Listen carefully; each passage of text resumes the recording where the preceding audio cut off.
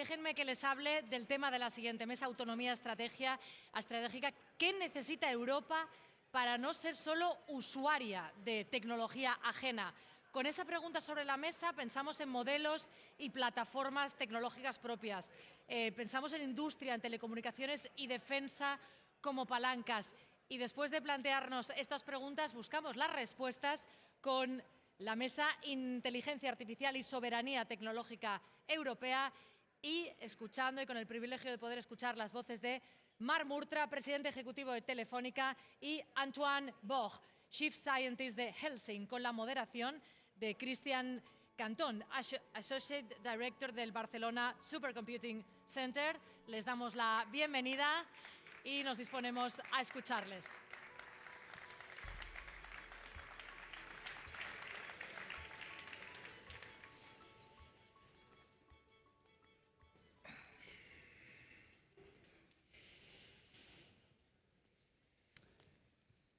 Good morning, everyone. Thanks for coming. We have a very, very interesting panel today. We are going to be talking about sovereignty, which is a topic that is very hot nowadays. Everyone's talking about how sovereignty is driving the way we do technology in Europe. And in order to tackle this topic, we have two extraordinary leaders that are going to be here with us. We have Marc Murtra, who is leading Telefónica, and Antoine Boch, which is leading Helsing. So before we get into the topic, I want for them to introduce briefly what they do. Just a couple of minutes, each of you, so that we set the tone for what we're going to be discussing later. Pues buenos días y gracias, Cristian. Yo soy Marc Murtra, presidente de Telefónica desde hace aproximadamente 1 año y medio y estamos en un proceso de transformación y crecimiento de la compañía. Hay en marcha varias revoluciones tecnológicas, yo destacaría 3. La revolución tecnológica de la IA, que nos está impactando de golpe, ahora a todos y cambiando cosas. Una que ya viene a 3, 4, 5 años, que apunta, es la revolución de la computación cuántica, y una tercera que tiene que ver con los drones, quizás, y Antoine en esto es un especialista. Entonces estamos aprovechando lo que vemos que está ocurriendo y lo que va a venir para transformar la compañía para que sea un activo para ayudar en todo esto y de paso hacer dinero para nuestros accionistas. Perfecto. Antoine? Yes, thank you for welcoming me here. My name is Antoine Boch. I'm the chief scientist of Helsing. Helsing is a European defense company that was created 4.5 years ago, first in Germany. But now we've scaled this company to many European countries, including France, where I'm based, the UK, Ukraine, Poland, Stockholm, in Sweden, but also Barcelona, where we are opening an office actually this month. I'm very happy to do that. Helsing was created to build AI and autonomous systems to protect democracies, which is something that when the company was started 4 or 5 years ago, people felt was maybe not that crucial because democracy are safe and democracy are strong. But now, after I think what we've seen in the last years, and maybe we'll talk about it more, this mission looks more and more important, and so that's why we contribute. We are well funded. I was in one of the roundtable before where I was talking about can we raise money in Europe. Helsing raised more than 1.5 billion from European capital, but also from American capital, but 80% of the capital of Helsing is owned in Europe, so it's possible to do that, and I think we should do more of that. So thank you for the invitation. Thank you very much. So one of the hardest things when preparing this presentation is when we trying to define what sovereignty is, people understand many different things. From an absolute position on isolation, you need to be building everything, to another position which is a little more practical, you need to understand what you can control, what you can build, and what trade-offs are you taking when designing end-to-end big infrastructure. So the point here, before we go deep into sovereignty, is that we need to understand what is the ecosystem on what this sovereignty is going to be built on the top. Often we as Europeans, we see that one of the problems that we face every day is fragmentation. We know that Europe has a lot of voices, has a lot of approaches to think, and in particular, when we're talking about sovereignty, we have a lot of voices that really want to contribute, and that creates a fragmented, a broken kind of landscape, which could impact effect. So Marc, my first question is for you. I mean, you are leading a company that has a footprint worldwide, which is managing large infrastructures on communications, on data centers, or the infrastructure where AI, which is like the main kind of driver of technology nowadays, is being sustained on. What are your thoughts on how this fragmentation might be impacting our abilities to be sovereign in Europe? Sí, una de las grandes características de las diferentes revoluciones tecnológicas que han ocurrido en los últimos 25 años y lo que estamos viviendo hoy es que requieren escala, requieren escala. Mira, yo estaba en una reunión hace unos días en Europa y un colega CEO de una gran empresa de telecomunicaciones dio el siguiente dato y dijo, si tú cogías el valor de las 5 empresas tecnológicas más importantes de Estados Unidos y lo comparas con el valor de todo el sector de telecomunicaciones europeo, hace 10 años el valor tecnológico de las empresas americanas era 8 veces el del sector de las telecomunicaciones, hace 10 años. Hoy este dato es 68 veces. Estamos viendo cómo Anthropic está lanzando una IPO que podría valer $1 trillion. Estamos viendo cómo el valor en bolsa de Microsoft está por encima de los 3.000 millones. Estamos en una época de escala. Entonces, si nosotros queremos desarrollar tecnología en Europa, hemos de desarrollar escala. Y nosotros lo que creemos es que el único activo importante o interesante de escala que tenemos a nivel europeo son las empresas de telecomunicaciones y, por tanto, que se nos deje escalar y que se nos deje consolidar. Y también creo, y esto creo es muy importante, que la Comisión Europea y la posición europea ha cambiado de manera copernicana en los últimos 4 meses. Esa es nuestra interpretación del M&A Guidelines. Pero sí añadiría 2 cosas. Una, la soberanía plena no existe, la plena, pero la autonomía estratégica sí. De hecho, el término es autonomía estratégica, no independencia estratégica. Los mismos Estados Unidos tienen dependencia de chips de Taiwán o de máquinas de diseñar chips de Holanda o otras dependencias. Pero el veneno es la dosis. En Europa tenemos una dependencia gigantesca. Y soberanía, en términos de IA, tiene que ver con soberanía energética, que seguramente es el bottleneck que existe hoy, y nosotros no tenemos independencia económica. Significa soberanía en infraestructuras, hay mucho movimiento en ese sentido. Significa soberanía en chips, no tenemos ninguna soberanía en chips. Significa soberanía en LLMs, Large Language Models, que es lo que más conocido. Recuerdo que de los 50 Large Language Models que hay en marcha, no solo hay Anthropic y ChatGPT, de los 50 más importantes, 28 son americanos, 21 chinos y 1 europeo, Mistral de Francia, que es el número 49 de los 50. Pero luego hay los SLMs, y creo que aquí pues, el negocio de ellos asumo que tiene mucho que ver con los SLMs, que también vamos a tener que desarrollar. Por tanto, hay que avanzar en todos los frentes y vamos a necesitar escala, y eso está ocurriendo ahora. Very powerful message. I mean, like you're touching on all the topics of today. Antoine, for you, like, do you realize we have the same problems on scale when talking about defense industry in Europe? Do you face the same constraints when just building, or the fragmentation that Europe imposes?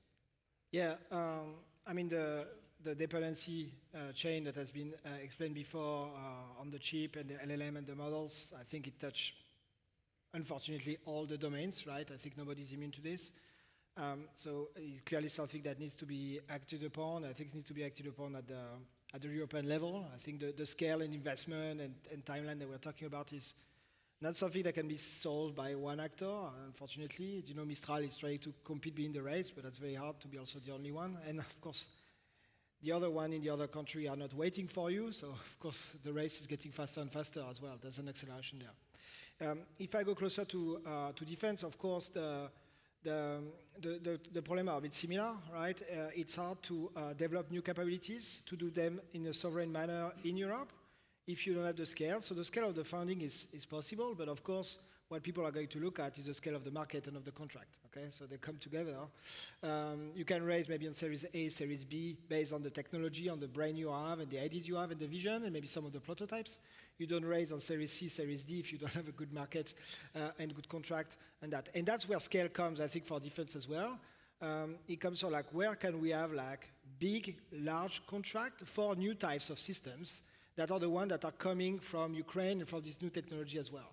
If you look at the big framework contract right now, up until a couple of years ago, they were all for what I would call legacy systems that are still important, but are not the only ones. Fighter jets, all generation of satellites, aircraft carriers, tanks, munitions, etc. You still need that, but now you need also the drones, you need the low orbit satellites, you need all what they call about the constellation of systems, and you need also all the software and hardware infrastructure that allows to orchestrate all that, because all the values of drones and the satellite that we see is not really the hardware, it's the software and the AI that's inside that make them actually very efficient. So how do you run that? And for developing that, we were talking about it just before, the challenge is not really that we don't have the people to do it. I think we have smart people, and more people want to work on this topic because they know it's important, because they see what's happening in Ukraine, right? Kyiv yesterday was bombed by 20 missiles, okay? These are not small drones that we see. These are real missiles. The missile actually hit because they don't have enough Patriot missiles to defend against them, because the missile Patriot are used by the US in the Gulf. Okay, so this is literally yesterday. So the urgency, of course, is already here. So, and the people want to work on that, they want to contribute. So you can make the prototype, you can make them work. But how can you scale to build not 10 drones or 100 drones, but what, 1,000 or 10,000 or 20,000? Okay, because this is the scale you need. This is where you need the scale. This is where you need the contract, because this is how you build the factories. This is how you hire the workers. And this is how you build this kind of loop that says, okay, I have this system, I can test them at scale, deploy them, learning, etc.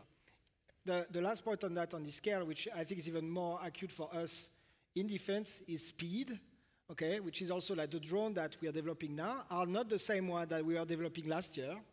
The hardware is more or less similar, but the software is very different. The one from next year will be different from the one this year because of all the learnings we have, because, of course, Russia is adapting, etc. So we need also to have a process that allows to go at scale, but to go fast as well, so that we're not buying now the stuff that was designed last year. We buy now the stuff that will be designed next year. Mark, going back to a very interesting data point that you mentioned on the number of LLM models, like as a proxy for the global AI that we're using nowadays. You were mentioning like only one model is from Europe. So when we think of AI, we usually think like the model, who builds the model, which data is being used, etc. But also there's the factor of like which infrastructure is it going to be running. You mentioned like which energy is going to be running, etc. And this is a limiting factor for Europe because we have limited resources on that. That brings another point, because we cannot have independence nowadays for all these factors. It means that despite all the harshness or complicated relationships with other parts of the world, we need to keep working on that. We need to have like still dependencies on the US, on Taiwan, etc. Do we have a silver bullet here? If you were like, hey, what could be an approach? What could be like your thoughts on how we could resolve that, or how we should keep having this relationship so that we can still thrive in the AI world with sovereignty in mind, but without not sacrificing our autonomy? Vale, son muchos temas y voy a sintetizar, pero el contexto también es, para nosotros opinar pues, es mucho más fácil y hay una tendencia de las empresas y las personas de decir, oye, que esto lo solucione todo el gobierno o lo solucione todo un tercero y yo le voy a explicar a ese tercero cómo hacerlo. Y esto todo es muy complejo. Yo creo que Antoine ha tocado una de las partes. Esto no solo tiene que ver con la oferta, que es lo que vengo a decir yo cuando hablo de consolidación y de ganar escala para que empresas puedan ofertar, sino que también tiene que ver con la demanda. Tiene que ver con la demanda y para eso se tiene que orquestar. No olvidemos que en los Estados Unidos el origen de los data centers en gran parte está financiado por el Departamento de Defensa. O que en Estados Unidos o en China la demanda tiene que ser nacional. Si uno mira, y ha sido un desarrollo tecnológico extraordinario, el mundo de las antenas de la telefonía móvil en China, donde está Huawei, Huawei tiene un monopolio y por tanto tiene una demanda. Entonces lo que tiene que haber es una acción concertada a nivel europeo. Se puede hacer directamente desde la Comisión Europea o se puede hacer coordinando los Estados miembros. Y lo que tiene que haber es una concienciación de que para tener autonomía estratégica solo en el ámbito de la IA, pero como dice Antoine, una vez desarrollas capacidades tecnológicas y científicas en un ámbito van a otro, y ahí tenemos, como decía, energía, seguramente el bottleneck, infraestructura. En Europa hay grandes proyectos en marcha, incluyendo una gigafactoría para España que colidera Telefónica, capacidad de chips, ahí está Nvidia y otros posibles, LLMs para... Muchas veces en Telefónica decimos, oye, si hablamos de un asunto técnico, expliquémoslo para un notario, para que lo entienda un notario. Entonces, un LLM explicado por un notario, con todo el respeto para los notarios del mundo, es el modelo genérico de la inteligencia artificial, que tú le pones una serie de palabras y te prevé las siguientes palabras. Y el SLM es la aplicación de ese LLM para programar en Claude o para hacer fotografías en un SLM de fotografías o para dirigir un dron. Ahora mismo el riesgo LLM es relativamente menor porque hay 50, como decía, como mínimo 50, y muchos LLMs están en open software, o sea que los puedes copiar, cambiar y gestionar. Hacia donde vamos también es hacia el SLM, donde hay actuaciones específicas. Desarrollar, por ejemplo, una aplicación de IA para el desarrollo de moléculas en el mundo farmacéutico, para desarrollar soluciones en el mundo de las telecomunicaciones. Y nosotros ahí es donde estamos apuntando. Pero para ello tiene que haber acción público-privada. Si no, no veo cómo se adquiere la escala. But you give me hope here. You're mentioning that Telefónica is developing these SLMs, which means that those are sovereign, at least are built within Europe, so taking not so many dependencies with the rest of the 49 models that are worldwide. No querría sobreprometer, Estamos al principio de algunas cosas que habrá que ver. Por algún lugar se empieza, ¿no? Sí. Antoine, for you, you decided to start Helsing and focus on building AI in Europe. This is a challenge. I mean, as Marc was saying, we have only one French model. There might be others. In the industry of defense, this might be even more challenging because building models with the constraints that, hey, they need to serve democracies or protect democracies, as Helsing does. What are the big challenges that you face yourself trying to build sovereign AI in the defense world? Yeah, it's the main question, right? So I think there is the question of, I would say, improving defense, and the question of building a successful company and try to do both at the same time. I think for both, we need also to be very, very good at fighting the right battles, right? If you think about general. So what I mean by that is that when designing a new product, or we need to find what would work for the military, product market fit, even though this market is very specific and the customer are actually very few. But there's this idea about working with the customer to understand what's needed and try to bridge that with the technology innovation that you need to do to bridge that. And where I think the choice and the design of the company is very important is how you can actually connect the two as well. Because we could think of building very, very important system that will be based on Anthropic's Cloud, okay? But then it will be limiting at some point, and I think this is something we should fix. But there is also a whole collection of systems that you can do with smaller models, or models that are not generative AI models, that are models that you do about detection of targets, that are control of assets, that are more, I would say, more traditional robotics, which is now completely changed by reinforcement learning. But these things don't require the huge amount of compute you have for the LLM of the world. And this is also driving a lot of the innovation. So I think at Helsing, the way we started that was straight to say, okay, we're going to try to have what's feasible with a small model that we can embed in an excellent hardware where we are vertically integrated and you can redesign it so that it really works for this specific use case. And from that, as we grow the company, as we hire more people, as we actually have more capital also to have more compute, we are climbing our way back towards the more fundamental aspect of the model, if you see. So as much as Helsing progress, as deeper we go in the AI stack. Because if we had started the other way around, you put yourself a bar that's very, very high in terms of the quality of the AI until you get the revenue. So that's what I mean by trying to choose that. We made some mistakes. We're going to make more mistakes, but that's the way we do it. Because also in defense, but also in other fields, of course, everybody is blindsided by the LLM because they are extremely good. extremely good, okay? But behind those models, there's a lot of other models that are also very good, you know? And that you can have access as open source so that you can develop. So you know image, right? We were working together in computer vision with Christian in the back.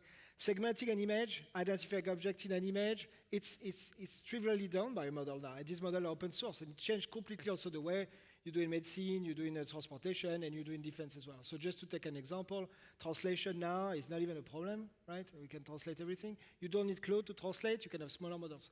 So my take is that AI is actually making incredible advances now. The top models are the ones that are driving the show, and they are very expensive to train, and we have a big dependency on the models and on the infrastructure to run them, no question. But there's also a whole series of other models that are bringing a lot of capabilities as well that you can either use because of the open source or that we can develop as well, because in Europe we have some compute, we have excellent people, and not everything is out of reach. Correct. Before we joined here, we were having a coffee in the room, and you were mentioning that in times of war, like in Ukraine, the procurement processes have been sped up for obvious reasons. Sometimes in Europe, we face like a motto that Europe is slow, that is over-regulating, that it requires a shake-up so that we move faster in terms of like the fragmentation of our landscape, in terms of like building models that are sovereign. Europe is not waking up or not waking up fast enough.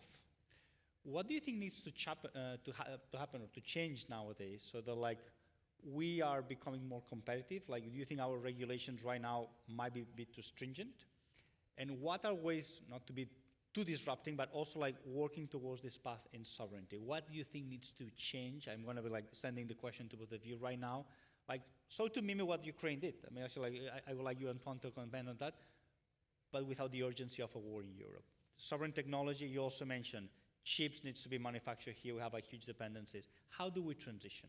How do we evolve our regulations? What actions you could propose to our leaders in Brussels, or leaders or representatives in Brussels, so that we take the right direction? I will start with like the procurement question to you, Antoine. Yeah, thank you, Christian. I feel that, so I mentioned that before. I think what Ukraine realized at the beginning of 2014, after actually Crimea, because we talk a lot about what happened 3 or 4 years ago, but we need to remember that in 2014, Russia came and took Crimea out of Ukraine, and everybody was okay with that, right? Except the Ukrainians themselves, but not much outrage.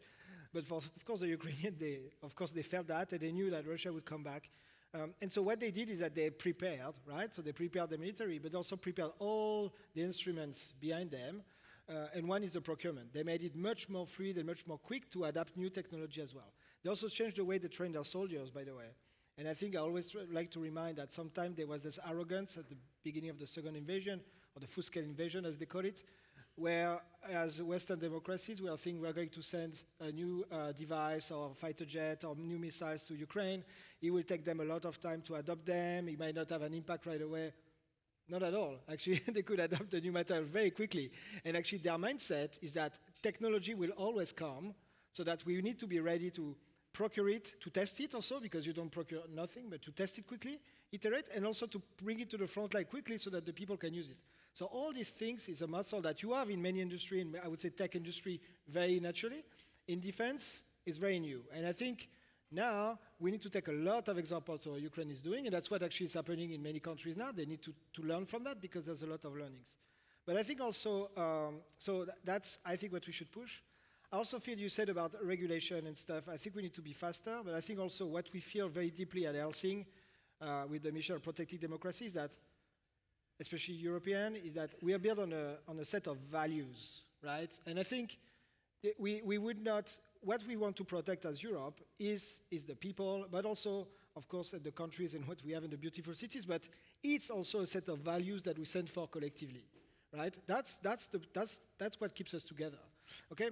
And when I talk, so regulation should be well done and not too bureaucratic, but I think also there's a way in terms how you do technology, how you do AI, how you do autonomy, that is based on our set of values. And I don't want us to lose that, because if you lose that, then actually, what else is left, right? So that's why we're not against regulation at Helsing. Actually, defense is heavily regulated and should be, right? It should be, the way you procure, etc. So I think there's a way in which you can keep also your values, your way to do it, But I think you need to be more future-minded, faster, and taking more risk as well. I think at the end of the day, this is that. You need to take more risk, to invest maybe in new players, in new actors, so that they can bring new technology, test them, but don't wait for the technology to be mature, say, okay, now we're going to procure it, because that's actually the way we're actually failing. Perfect. I'll ping-pong the question to you, Marc. Like Antoine was also mentioning on regulations, but also on risk.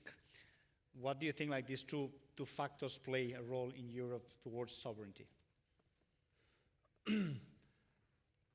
Yo creo que ahora hay un giro de prioridades de regulación y lo estamos viendo y eso es lo que debe ocurrir, y diría que las dos prioridades son simplificación, la presidenta von der Leyen lo dice constantemente, y priorizar la generación de tecnología. No solo nos ofrece autonomía, puede representar, como yo creo que ha explicado extraordinariamente bien Antoine, una serie de valores, y no hablo de valores wishy-washy y de estar todos contentos y cogernos de la mano, sino de valores muy importantes que tienen que ver con la democracia, tienen que ver con la dignidad de las personas y tienen que ver con el poder decir lo que opinemos, ¿vale? Por tanto, simplificación de la regulación y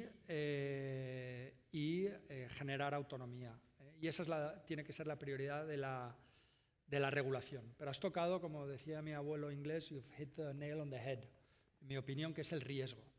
Lo que acaba ocurriendo siempre que hay un proceso de simplificación de regulación es que hay alguien en la organización que tiene un pánico muy real de qué pasa si hay un problema causado por mi simplificación de la regulación. Porque está muy bien que todo el mundo pida una simplificación, pero como haya un problema, la cabeza que va a rodar es la mía. Y tiene que ver con el tipo de riesgos que estamos dispuestos a asumir como sociedad. Y no me refiero al riesgo absoluto, sino a la segmentación del riesgo. Si uno lo regula absolutamente todo, genera unos costes que tienen que absorber todos, pero que el regulador queda absolutamente cubierto. Dice, oiga, yo ya lo regulé en el artículo 114.27 bis. Entonces, tiene que ver con el tipo de riesgos que tenemos que asumir como sociedad. Para que cambie el procurement, significa que los procuradores tienen que asumir el riesgo de equivocarse. Para poder generar más retorno a nuestras inversiones, hemos de poder equivocarnos, y para desarrollar proyectos tecnológicos ambiciosos, uno de los grandes frenos a nivel europeo que yo veo constantemente es el miedo al fracaso.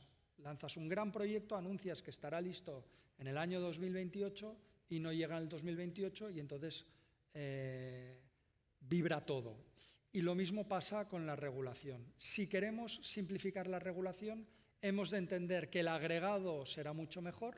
Digo simplificar, como también estoy de acuerdo, ha dicho Antoine, no eliminar, simplificar y priorizar, y saber que hay una serie de costes. Y la vida son trade-offs, es decidir entre una cosa y la otra. Yo lo creo tanto que lo tengo en mi perfil de WhatsApp desde el año 18 o algo así. Hay que tomar decisiones. Y si queremos priorizar la simplificación y la generación de tecnología, es lo que está ocurriendo. Porque también diría que en términos de diagnosis, ya estamos ahí. Tenemos el informe Leta, el informe Draghi, está todo analizado y hay algo muy interesante, y es que hay una unanimidad en la diagnosis. Todos los caminos nos llevan a Roma. Todos los informes, todos los análisis, hay un consenso amplísimo. Lo que pasa, ahora hemos de ejecutar y hemos de asegurarnos que los incentivos son correctos, y me atrevo a trasladarlo a lo que queremos hacer nosotros en Telefónica. Nosotros queremos ser la mejor vía de acceso a la tecnología allá donde estemos. La mejor vía no significa un mundo imaginario, sino que nuestros clientes digan, si quiero contenidos, si quiero móvil, si quiero acceder a Internet, si quiero ver fútbol, la mejor vía de todas las que tengo, las que puedo tener, somos nosotros. Y eso obliga a transformar y a equivocarse. Y para que eso ocurra, nosotros en la compañía hemos de generar los incentivos para que todas las personas avancen hacia eso y no digan, avanzo hacia eso y luego hago lo que yo considere. Pues esto como sociedad, y yo diría que el CERCLA es un sitio extraordinariamente apropiado, hemos de entender que simplificar en regulación significa asumir riesgos. Y la verdad es que creo que como sociedad civil enviamos mensajes contradictorios. Podemos simplificar sin las consecuencias de la simplificación. That's very much correct. I think like as Mediterraneans have like some fear of doing things wrong or like dare to fail. I wanted to also like ping pong this question to you, Antoine, like failing or like the chance of failing in your world on the defense industry might have consequences. How do we trade off that so that we can explain to whoever is investing into the defense industry or in Europe, like, hey, we need to be failing in order to progress? I mean, an entrepreneur that failed a couple of times is an excellent entrepreneur for the third time, right? So, because they know what not to do so that it works. That's the reality. I assume many of you have been in Silicon Valley, where we talk about San Francisco and the Bay Area. This is full of celebrating failure. There's a bit of marketing about that, celebrating failure. We should be careful about this, but still there's a reality of it, because everybody says, I learn more from my defeat than from my victories, etc.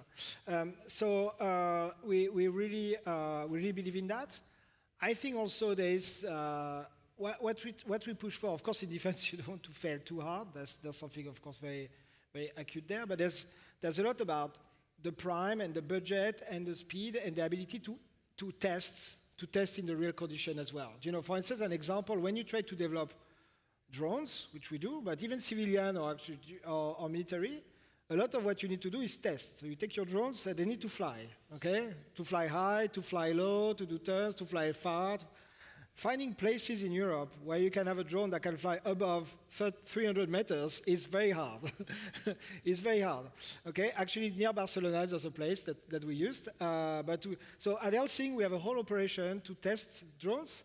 Well, some people go in Croatia, some people go in Denmark, some people go. You need to find places where you have that because of neighbors, because of regulation, etc. So if you are, now we are a big company, so we can scale this up. But if you say, oh, I have a very good idea to have drone that can fly very high and dive very quickly, if you want to test your things, it might be very, very complex as well. And to be going back to the regulation aspect before, the problem also we have, and I think you said that, is also that the rules are different in each of the countries. So we need to have someone that knows how to look at, okay, we actually have someone that does that. They look at all the flight regulation in all the countries to know where can I do what, and you can use that. But if we had one rules, at least the same set of rules, you go way faster as well. So in this ability to take risk, I think there's, of course, I think it's really European to say, okay, when you fail, it's done forever. I think we should change that. I think it's changing with the new generation of founders, right? The last 10, 20 years, I think it's that. The difference is that in the US, this first generation of new founders, they were in the 60s. Yeah. Okay, so that's also something when we wake up and realize, okay, Anthropic Cloud is the end of is the last one. But the Silicon Valley was started actually by Lockheed Martin, by defense, more investment in the 60s. And since that, people have been innovating, they've been failing, they've been creating company, they've been actually built on that, etc. The first campus of Meta, the campus of Meta where I was and we were together was the former campus of Sun Microsystem, right? So there is all this history about compounding. So this aspect about how do I take risk, what do I reward, what are the right things, etc. This is also part of the culture that's been done not in a heartbeat. It's been done across many decades. There is no reason we can't do that, but of course we need to do it faster. Okay, because we don't have time to wait. So I think that's a challenge. But all the ingredients, the VC, etc., they are here. We need to just accelerate this movement. I'll start wrapping up, but there's one topic that we're discussing, I think was earlier today, Antoine, is like, Europe is not that it's falling behind. It's that the others are raising much, much faster than what Europe has been raising so far. This could create a two-lane kind of paradigm where like we keep our speed, but others will go much faster, with at some point might create like complicated ripples.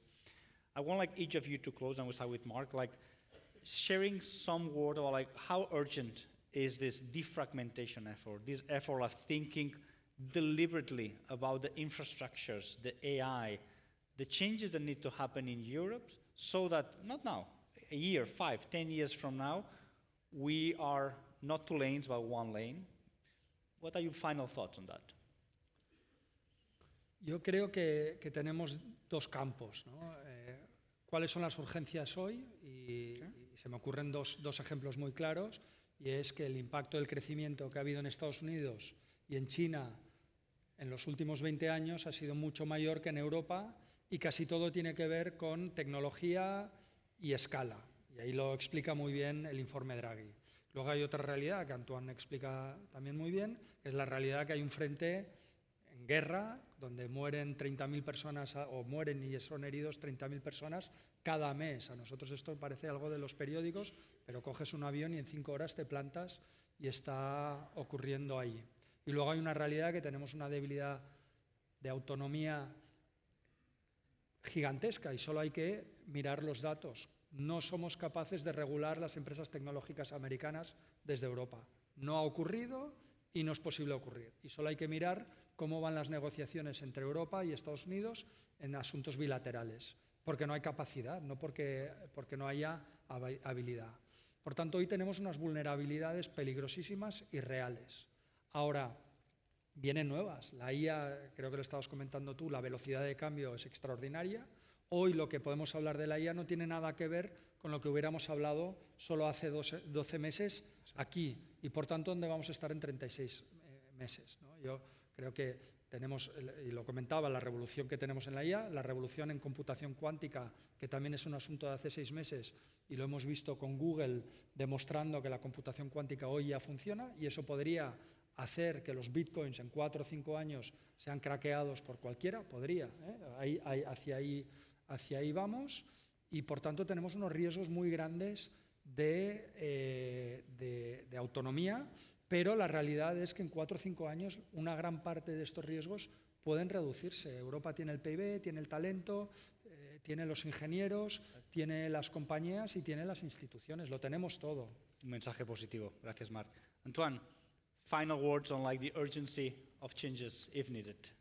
Yeah, I mean, I think I said most of it. I think the Europe is at war. I mean, so I think there is some urgency. Of course, the further away from Russia we are, the less acute we feel. But this is the case, and we wanted to keep it far. And I think technological innovation is our way to actually sovereignty. So I think we should really act on that. I think we talked about this. The country that we haven't talked about at all is China, of course, that is glooming around about all this. What they've done in the last 20 years in terms of coming for a country that was basically, I would not say second class, but I was like subsidizing or helping out other country to become a technological leader should be an example for us as well. Not necessarily how they do it, but to show that it's possible as well. Right now we talk about robotics and all these new types of things and drones. They went from very far to leading the pack. Both in technology building and also in production capability, right? So of course it creates something with the US and China that makes a competition between them. What it's just going to do is accelerate the development for both of them because they want the leadership. We are in the middle. What are we going to do? Perfect. So a positive message, there's urgency, aversion to risk to be taken in consideration, but we can do it. So looking forward. Thank you. Thank you.